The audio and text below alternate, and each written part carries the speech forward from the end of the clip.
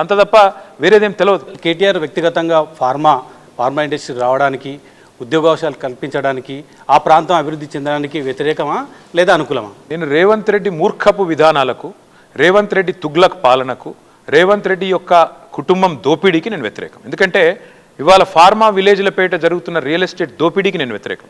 నేను మీకు రుజువులతో సహా ఇస్తాను తొందరలో. ఈ ఫార్మా విలేజ్ల చుట్టూ 10 కిలోమీటర్ల పరిధిలో ఎవరెవరు భూములు కొన్నారో నేను మీకు వివరాలు ఇస్తాను.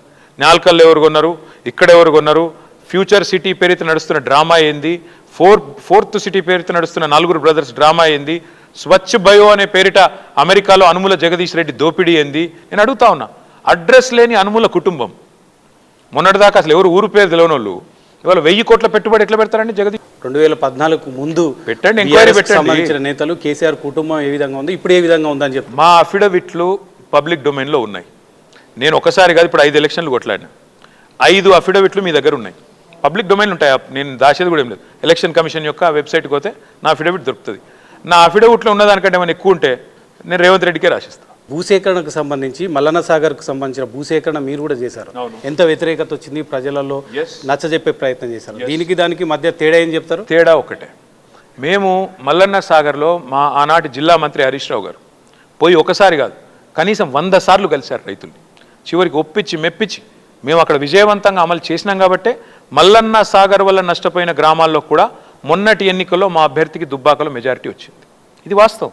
ఆ ప్రజల మనసు గెలుచుకున్నాం కాబట్టే, వాళ్ళకి అత్యుత్తమమైన ప్యాకేజ్ ఇచ్చినాం కాబట్టే, ఈ ప్రాజెక్టు వల్ల జరిగే ప్రయోజనాలను, ఉనగూరే ప్రయోజనాలు వివరించి చెప్పినాం కాబట్టే మేము అక్కడ మళ్ళీ గెలిచి వచ్చినాం.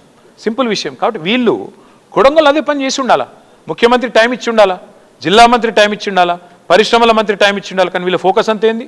కాళేశ్వరం స్కాము, ట్యాపింగ్ స్కాము, కొన్ని రోజులు డ్రగ్స్, కొన్ని రోజులు ఇంకోటి, ఇప్పుడు మళ్ళీ కొత్తగా ఇదో దందా. నేనేమంటున్నా అంటే ఎన్ని రోజులు నడిపిస్తారు ఇట్లా డైవర్షన్ గేమ్లతోని? ఎన్ని రోజులు హెడ్ లైన్ మేనేజ్మెంట్తో టైంపాస్ చేస్తావు? ప్రజలు ఏమడుతుండ్రు? ఇవాళ రైతు బంధు ఏది, తులం బంగారం ఏది, రైతు భరోసా ఏడవైంది, రుణమాఫీ ఎందుకు పూర్తి కాలే? వీటికి సమాధానం లేవు. 6 గ్యారంటీలు లేవి, 420 హామీలు ఏడవా, వీటికి సమాధానం లేవు. ఏం చేయాలి? గొంతేసుకొని మీద పడాలి, ఊరి మీద పడాలి, లొల్లి పెట్టాలి. ఏమైతుంది? నేను అడుగుతున్నా రమేష్ గారు, 4 కేసులు పెడతావు, 4 కేసులు పెడతావు నీ పైశాచిక ఆనందం కోసం. ఎందుకంటే నేను జైలుకు పోయినా అందరు పోవాలి, నేను బురదలో దిగినా నేను అందరికి అంటియాలి బురద. ఇదే కదా నీ ఎజెండా. నేనేమంటున్నా, పెట్టు కేసు. కానీ నేను అడుగుతున్నది ఒకటే, ఆధారం ఏముందా? నేను ఇప్పుడు పట్నం నరేందర్ రెడ్డి మా నాయకుడు, నేను మా నాయకుడితో నేను మాట్లాడకూడదా? సురేష్ మా నాయకుడు. ఆ సురేష్ ఇక్కడికి వచ్చి 50 మంది రైతులతో బాజాబ్తా వచ్చిండు మా పార్టీ ఆఫీస్. సురేష్కు ఎక్కడైతే భూసేకరణకు సంబంధించి